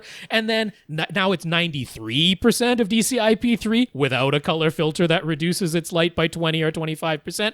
And now it does 4K 120. And if you did input 8K, well, it doesn't quite show you all of the 8K pixels, but it's got the twice 4K resolution. I'm like, I don't think you should sleep on that NZ7. So given that it's $15,000 to go to the NZ8, okay, that is the most direct comparison to the NX7, right? It is. Like you said, same contrast spec. it's even brighter. 2500 lumens versus 1900, that is actually going to be noticeable even after calibration. So that might be the most compelling reason. And then, yes, it has the e-shiftX, so that if you did input 8K, you actually get all the 8K pixels delivered to your eye. 4 at a time within the frame, but you do get all the pixels. I wouldn't sleep on that NZ7. I don't think it's anywhere near as much of a quote-unquote downgrade as the specs might lead you to believe. Gosh, does that help at all? I don't know if I helped. He wants to buy the 8. He just doesn't want to pay for it. Just doesn't want to pay $15,000 for it. I don't blame him. I don't want to pay $15,000 for it either. But here's the real question. If you already have an NX7, do you need to upgrade to any of these? If you're not watching 8K content, no. If you don't care about 4K 120, if you care about 4K 120, maybe that's the most compelling thing. If you were really hoping to go brighter, though, that's where I'm like, then you kind of do need to go for the NZ8, don't you? Because that is the one that is genuinely going to be noticeably brighter than the NX7. So maybe, I don't think I would run out and do this right away. If I already own an NX7, I'm not running out to get one of these right away. Wait until these things start to go on sale, or and I mean they're going to be around for at least 3 years. That's the product life cycle on the JVC projectors. I would probably wait on it, and then once the lamp on your NX7 is dim, and you're going to do that anyway, then see what the prices are on NZ8 at that point, and I think that's probably the way to go. Sam. First up, Sam wanted to say he's ecstatic with the 77-inch LG CX OLED, particularly because he found it brand new for only $2,100. Sold his 65-inch TV for $1,000. Feels like he came out way ahead. So Sam wants to make some DIY acoustic panels. Could we point him in some step-by-step directions to get an idea of his skill level? He built his own seating riser, so anything up to that level is fine. You don't need to read mine, because mine is for the less than handyman, and I completely just... I barely knew what I was doing. I had my first power tools when I got that. That was back at Audioholics. That was when back Tom at Audioholics. Worked that's years and years ago at this point. Tom did have a 2-part DIY absorbers for the less than handyman. So Tom himself is saying that's not the best resource anymore. I think I'll still include the links in case anyone just wants to travel back in time and look at what he said. But it's my first article. First article I ever wrote for Audioholics. Wow, okay. There's also my for hanging panels, but that's more of after you've already got the panels completed. The panels are already built. This is how to hang them. Yeah, I think that I've hung them in a lot of different ways, and that way ensures that they're easy to hang, that they you can move them easily, that they don't destroy your wall, or you end up putting a bunch of drywall anchors that you don't need in there, and also deadens them so that you're not getting any vibrations from them hitting the wall if you're not bringing them off the wall at all. So that's avgadgets.com, where Tom is currently editor-in-chief. So that is how to install acoustic panels, but that's after they're already built. So I'm certainly happy to still point you to, over on avrant.com, our website, Rob W. with his movie poster absorption panels. Now, you can't use Spoonflower anymore, which is mentioned in that article. They're not going to print copyrighted material. And he actually, in terms of physically building the panels, he links back to the AVS forum thread, which, if you want to read through all of that, I mean, he links straight to where the most relevant instructions are, but that is certainly still viable. But I'm happy to point you to a couple of YouTube videos. There's a gazillion YouTube videos on how to make DIY panels, but a couple that I think are reasonable. They're not too long. They're nice and easy to follow. So there's one by The Lonely Rocker.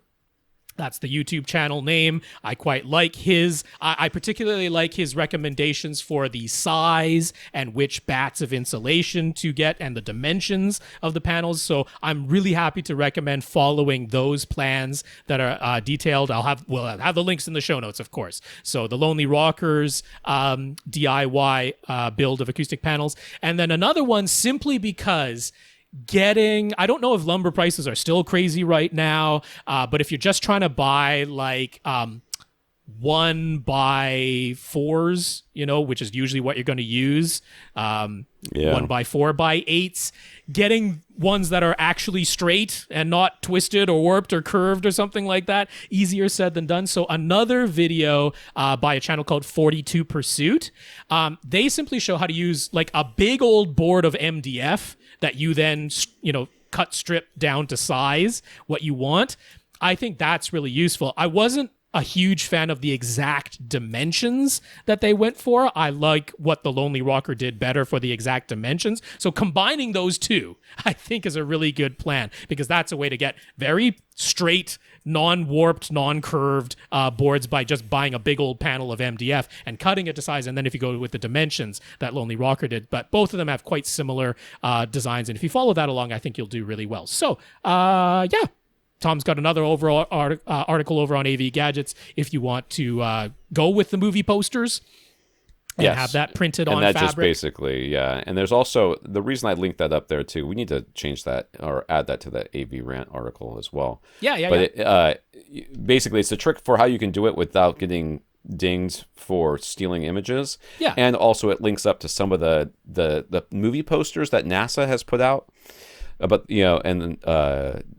or just images that NASA has put out that have like sort of this Art Deco look and stuff like that are absolutely free to use, and you could use those as well. Yeah. One last thing I wanted to mention is none of those videos or articles talked about making combo panels where you have a diffusion scatter plate that's on top. One really great solution, this is coming from Andrew L., one of our listeners, is over at Home Depot. If you just go to their fence lattice section, you can get lattice work, and typically it's in a 2 foot by 4 foot size.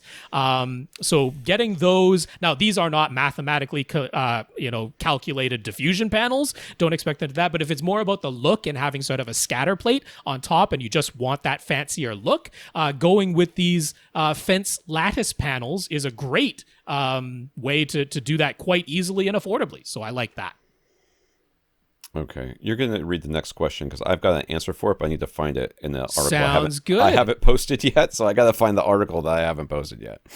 So Brandon N. noticed that Tom mentioned that he uses some specific songs with stereo panning in those songs to assist in nailing down precise speaker toe-in sort of the trial and error processes that we described 1 or 2 episodes ago. I'm forgetting how long ago. Yeah. But Brandon wanted to know what exactly are those songs so he can use the exact same thing that Tom is using. So what is your list, Tom? Okay, so hold on here. I need to grab this. So I use a song, and I keep telling you guys it's not an easy song to listen to. It's called it's from a band called Yellow, with no W at the end, and it is the same people who did the Oh Yeah song. You guys probably remember from every movie ever. Don't oh yeah, that song. That song is not on this album, but it's called The Eye is the name of the album, and the song is called Planet Dada, and there's 2 versions of it. I think it's the flamboyant one. I'm not exactly sure. So I think it's track 14. I'm pretty sure it's the song.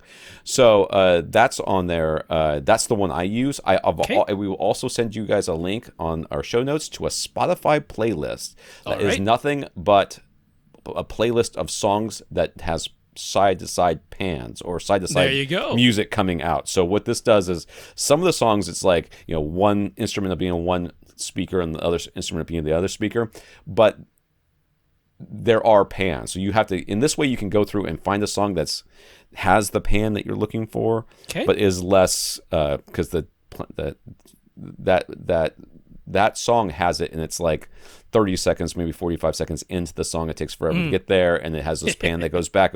Like the song stops, there's a pan that goes back and forth, and the song starts again. Okay. So I'm used to listening to it. But that's the one I personally use. But this Spotify playlist will help you out.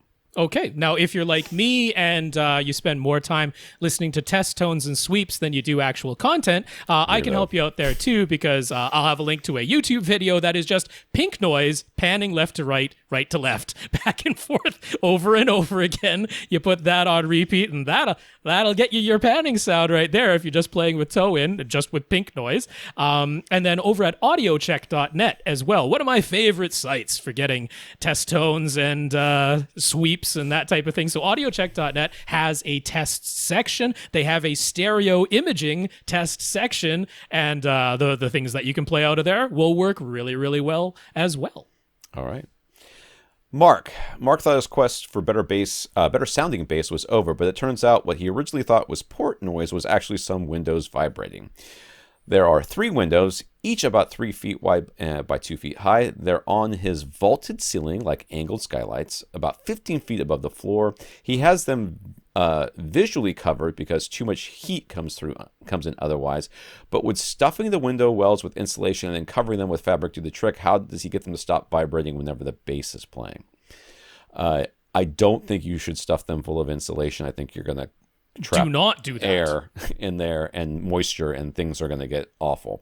Plus, it wouldn't work for stopping the vibrating windows. No, it won't stop the vibrating windows. So it might deaden the sound of the windows vibrating, but it's not going to stop them from vibrating. Yeah, at least from what you can hear. So the problem here is that something up there is loose. So you need a ladder, and you need to get up there and figure out what's going on. So for another project of mine, which was installing a phone holder on my wife's bike. Her bike handlebars are very, very small. They have a small diameter, and mine are much bigger. So when I tried to put my holder, which I regifted to her once I got something different for my bike, it did not fit. So I went to Amazon, spent about $10-11, and just looked for rubber, like a rubber spacer, I think is what I searched for, or something like that. And all it is a roll of like 10 feet, like an eighth of an inch thick by, maybe 1 inch wide and 10 feet long roll of rubber is all it is. They had a 16th inch, which is probably what you should get just in case. But go up to that window, see if you can see how it's vibrating. If there is a gap someplace, you're going to start shoving little pieces of this rubber spacer in there, because it's literally what it's for. It's for creating gaskets. Now, you're not actually creating a gasket. I mean, the window should be addressed because clearly it shouldn't vibrate like that. But I mean, most windows, if you're playing bass loud, most windows do vibrate at some point because they just have a natural resonant frequency, and it's not necessarily that they're like rattling crazily in a loose fitting window frame. It's just hopefully that they do eventually rattle a little bit. That's pretty common, but the solution is a shim of some kind. And I mean, yes, a rubberized type of shim is going to be your best bet. I mean, the super cheap solution, if it's just like a regular window on a vertical wall, very often if you just like fold up a piece of paper and stuff it into the where the actual window meets the metal frame, that often is enough to get rid of vibrations like that. But I'm thinking sort of a built-in pseudo skylight type thing, but it might not just be enough to. There might not be a place to shove a folded up piece of paper into that, because they probably aren't the type that slide and open. I'm imagining if it's a angled skylight like that's 15 feet up, there probably aren't ones that open and have a gap to put that in. But yes, some kind of shim is what you need, a rubberized tape or that type of thing to get in there and just mechanically. It's like holding your hand against the window pane in a way, right? You're just damping that mechanical movement, but that's the way to come at it. Do not stuff the bays full of insulation. Do not do that. It won't do what you're hoping it'll do, and it's just not a good idea. Yeah. I know you're going to be mad, but we're 2 hours, man. Oh, yeah, we're darn close. I mean, Travis's is pretty short, but there's no way we're going to answer all of Neil's. Neil's is definitely for next week, so if you want to stop here, that's okay. It'll be Travis and Neil next week. Travis and Neil. Let me scroll to the top. All right. Yeah. I was hoping one of these questions were long because we were on like question 10. We weren't even halfway through the document. All right. I want to thank our listeners of the week. I want to thank Dave for going to avrant.com and clicking on the Buy Us a Cup of Coffee link, as well as our 132 patrons over at patreon.com. Yeah, Dave, thank you very much for the PayPal donation. And then over at patreon.com/AVRant podcast is where you can sign up for an automatic monthly donation. Thanks very much to our 132 patrons over there. So thank David for sending, I guess, me a 1917 code, whatever. And then Neil for giving permission to use his pictures on AV Gadgets, as well as notes of gratitude from Stephen, James, Shannon, Gurinder, Mark, and Neil. Yeah, David, thanks for that Movies Anywhere code. Really nice of you to send that along. Neil, thanks for giving permission for Tom to use your photos on AV Gadgets. We'll see those photos next week. Sorry we didn't get to them this week, but it was a long question at the very end. So that's how things very often go on this podcast. And big thanks to Stephen, James, Shannon, Gurinder, Mark, and Neil. Really appreciate those notes of gratitude and encouragement that you sent to us. Big thanks to everybody who continues to listen and send in your questions. That's right. If you want your question answered, all you have to do is ask. You ask by emailing us at question@avrant.com. For AVRant, I'm Tom Mantry. And I'm Rob H. Now stay in and listen to something.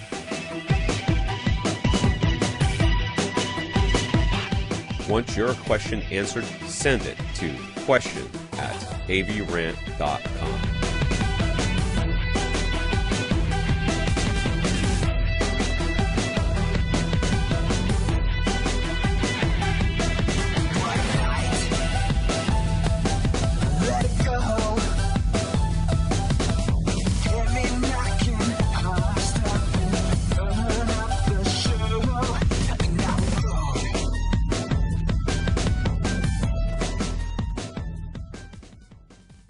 This is AVRant. Now go out and listen to something.